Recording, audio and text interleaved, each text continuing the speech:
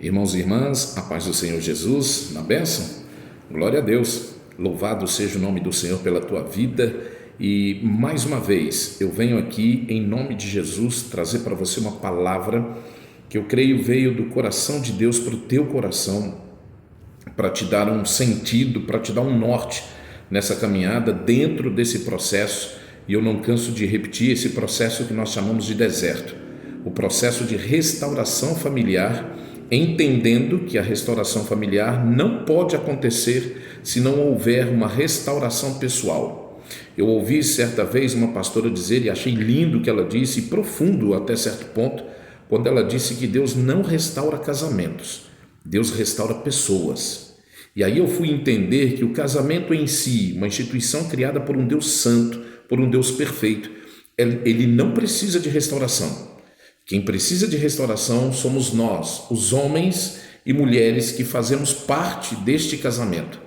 Nós, com o nosso jeito, com a nossa forma de pensar, de agir, fora de uma direção de Deus, nós atrapalhamos o projeto de Deus para o casamento. Por isso, há a necessidade de homens e mulheres serem restaurados como pessoas para entenderem o contexto geral do casamento aos olhos de Deus. Irmãos e irmãs, se você não mudar a sua forma de enxergar a situação, se você não alinhar a sua visão com a visão de Deus, você vai se sentir cansado, desanimado e frustrado. Por quê? Porque a visão e a ótica humanas só nos levam para o fundo do poço, só nos levam para um caminho de derrota.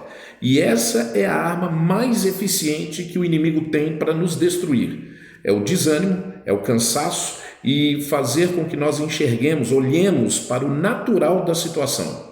Quando, na verdade, nós entendemos que nós não temos um problema conjugal nas mãos, e sim um problema espiritual. Porque o casamento sendo criado por um Deus que é espírito, ele tem a sua origem espiritual e ele é conduzido de forma espiritual dentro de um contexto humano. Então você precisa urgentemente alinhar a sua visão e a sua fala com a visão e a fala de Deus. Porque a Bíblia diz que não podem andar dois juntos se não houver acordo entre eles. Deus não pode dizer que vai restaurar o teu casamento e o inimigo te mostrar as situações naturais, o teu marido, a tua esposa com amante, se afundando no pecado, mesmo que aquela aparente alegria, e você dizer, não é possível, está difícil. Poxa, se Deus, o Senhor de todas as coisas, disse que vai restaurar, eu só tenho que confirmar aquilo que Ele disse. É simples, é fácil, é que nós gostamos de complicar as coisas que Deus fez e criou fácil. Entende? Então você precisa, dentro do entendimento do que é posicionamento, algo que a gente fala constantemente, o que é posicionamento? É alinhar a sua vontade, a sua visão e a sua forma de falar com a visão, a forma de falar e o pensar de Deus. Porque Deus tem uma visão mais ampla, Deus tem uma visão de eternidade e nós não conseguimos enxergar talvez além de um palmo à nossa frente. Por isso há uma necessidade urgente de nós alinharmos a nossa visão e principalmente a nossa fala com a visão e a fala de Deus. Preste atenção, irmãos, Deus trabalha com a fé. Para você chamar a atenção de Deus e ver o milagre acontecer, você precisa ter fé, você precisa crer que Deus pode e vai fazer. Você não pode ter uma dúvida no teu coração. Agora, o diabo trabalha com sentimentos. O diabo trabalha com a visão humana, carnal. Olha lá, está na festinha, está na balada, está no pecado, está feliz lá com o amante. E aí você começa a dar crédito a isso, e eu fico revoltado, me perdoe, nós darmos mais crédito ao que o inimigo nos mostra do que aquilo que Deus falou. Isso é muito perigoso. Por isso eu falo sempre, bato nessa tecla, nós precisamos alinhar. Nós dependemos do Senhor. Ele tem todo o poder. Ele tem nas mãos a chave de toda a vitória. E é uma dessas chaves que eu quero conversar com você hoje. Antes disso, de nós entrarmos na mensagem propriamente dita, aquele protocolo de sempre, se o vídeo for bênção para você, curta, comente, compartilhe, para que o YouTube reconheça como um conteúdo relevante e possa indicar para outras pessoas, tá? Se for bênção para você, compartilhe, talvez tenha uma pessoa próxima a você, vivendo a mesma situação, precisando de uma direção de Deus. Compartilhe essa mensagem com a pessoa. Se você ainda não é inscrito, Se inscreva no canal, ative as notificações para você ser avisado toda vez que nós postarmos vídeos novos aqui no canal, tá bom? Você que está chegando agora, seja muito bem-vindo. Eu quero agradecer a Deus pelo número de inscritos que temos recebido no nosso canal de tempos em tempos. O número tem crescido, isso tem me deixado feliz porque a mensagem tem chegado, né? A mensagem de Deus não é minha, a mensagem de Deus tem chegado a vários corações e isso é muito importante para que o reino de Deus cresça e se expanda aqui na terra dentro daquele princípio estabelecido pelo nosso Deus. Amém? Irmãos, direto na mensagem agora, eu estava meditando esses dias e o Senhor falou de uma maneira maravilhosa comigo no Evangelho de Mateus, o texto que diz sobre a cura de um jovem lunático. O pai chegou até os discípulos com um filho endemoniado. Esse texto está no livro de Mateus, Evangelho de Mateus, capítulo 17, né, a partir do verso 14. Diz o texto que ele chegou, levou o filho até os discípulos, só que os discípulos não conseguiram expulsar o demônio. Então ele chega e se prostra diante do Senhor Jesus e pede para que Jesus cure o seu filho. Olha, é um pedido de um pai vendo o seu filho sofrer nas mãos do diabo. E o filho, propriamente dito, não pediu para ser liberto. Foi o pai quem viu, né, que teve a visão espiritual de que o filho estava possesso e recorreu a quem poderia e pode resolver o problema. Esse é o primeiro ensinamento que nós temos dentro dessa mensagem. Não leve o seu problema a nenhuma outra pessoa senão a Jesus. Só Ele pode resolver o teu problema, seja ele qual for, principalmente em se tratando de casamento. Porque como ele criou o casamento, ele sabe aonde está o problema e como resolver o problema. Mas eu quero falar com você de uma chave que Jesus destaca nesse texto e que faz toda a diferença na nossa vida. Os discípulos, depois que Jesus liberta esse jovem, os discípulos chegam em particular para Jesus, com Jesus, e perguntam para ele, por que nós não podemos expulsar? Sendo que os discípulos já tinham feito isso antes. E eles ficaram encucados com aquilo. E Jesus disse de algo que nos impede hoje de crermos e vermos o nosso milagre materializado, né? Que é a incredulidade. Isso por quê? Lá no início do vídeo eu disse que nós temos a grande falha de olharmos e ficarmos presos a esse olhar humano. O inimigo trabalha com sentimentos. Ele quer fazer com que você sinta, com que você se entristeça, com que você sofra, com que você se angustie, que tenha o seu coração apertado, porque você fica olhando para o natural.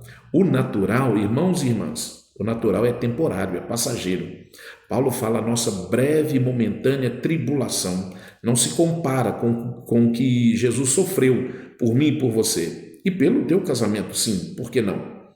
Então Jesus pega e diz assim, por causa da incredulidade de vocês não puderam expulsar esse demônio. Então o que chama a atenção de Deus e faz com que eu entenda que o inverso da incredulidade é a fé.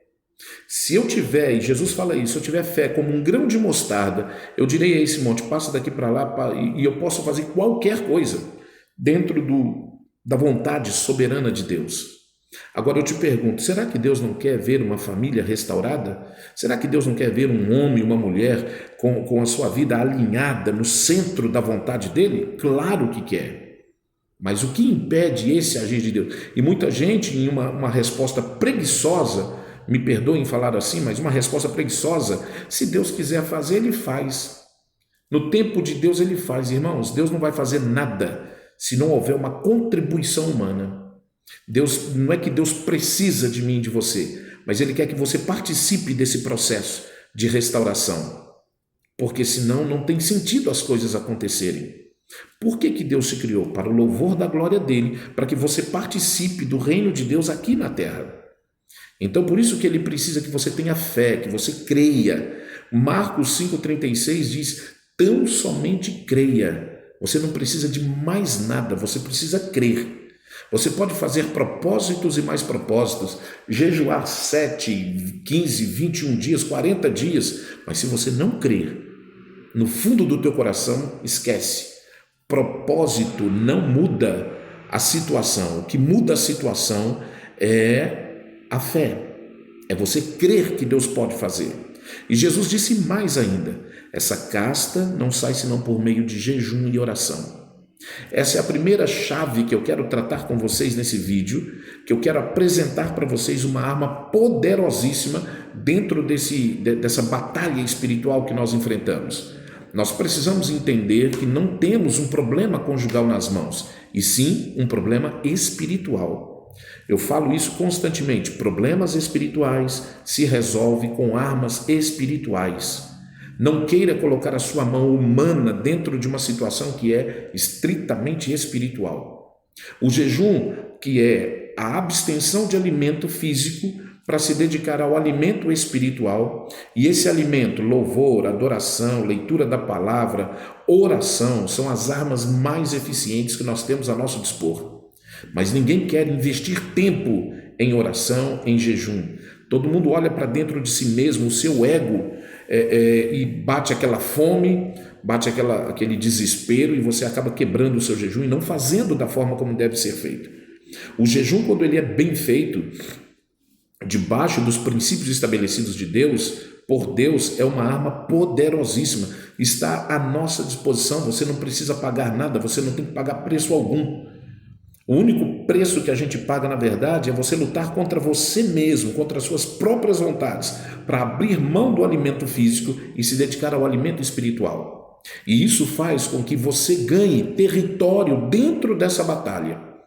O inimigo vai ganhando território quando você se cansa, quando você se desanima, quando você entristece, quando você chora, quando você perde tempo, chorando pelos cantos da casa, a ausência do marido, da esposa. Enquanto isso, o inimigo vai ganhando território. Essa tristeza, esse choro, esse olhar egoísta e egocêntrico, ele vai alimentando o inimigo e ele vai ganhando forças para manter o teu marido e a tua esposa preso lá no pecado. Adultério, fornicação, mentira, alcoolismo, tabagismo, seja qual for a prisão que o diabo causa.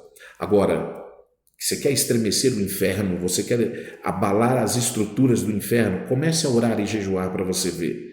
Nós vamos tratar no outro vídeo sobre a oração como arma de guerra.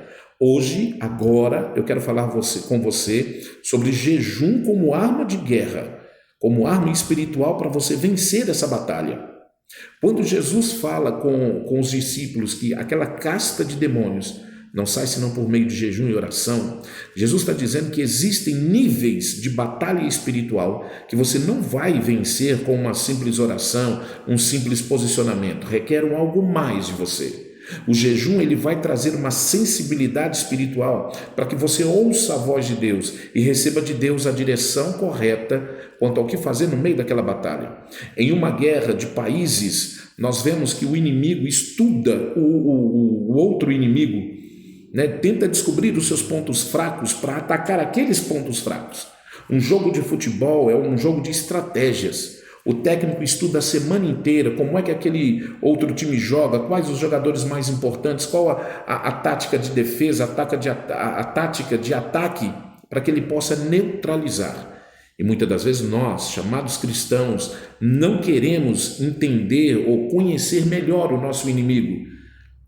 Muitas pessoas dizem que isso é dar muito cartaz para o inimigo. Pelo contrário, você precisa conhecer o seu inimigo para saber como atacá-lo. E uma das armas mais eficientes é o jejum.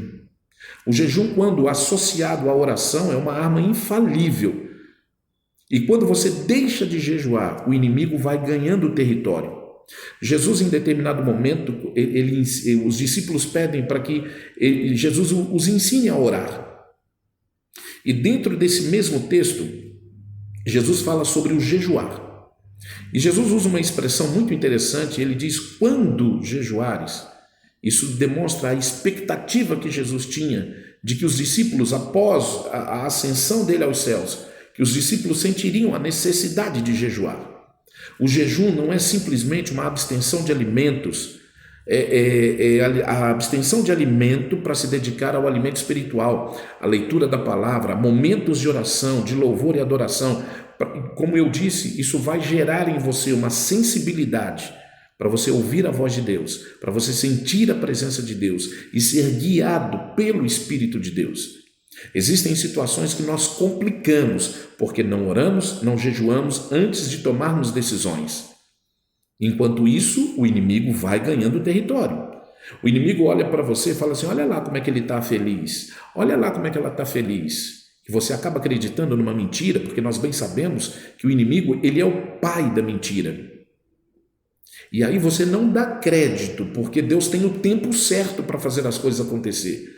O inimigo, quando ele quer te destruir, ele te dá tudo que você quer na hora que você quer. Vai massageando o seu ego. Então você acha que você pode, que você... Não podemos nada, irmãos. Em tudo, absolutamente tudo, nós somos dependentes do Senhor e do seu Espírito Santo. E quando eu me torno dependente, é a maior alegria para o Senhor. Quando eu chego ao ponto de dizer: olha, não consigo mais, era tudo que o Senhor precisa ouvir.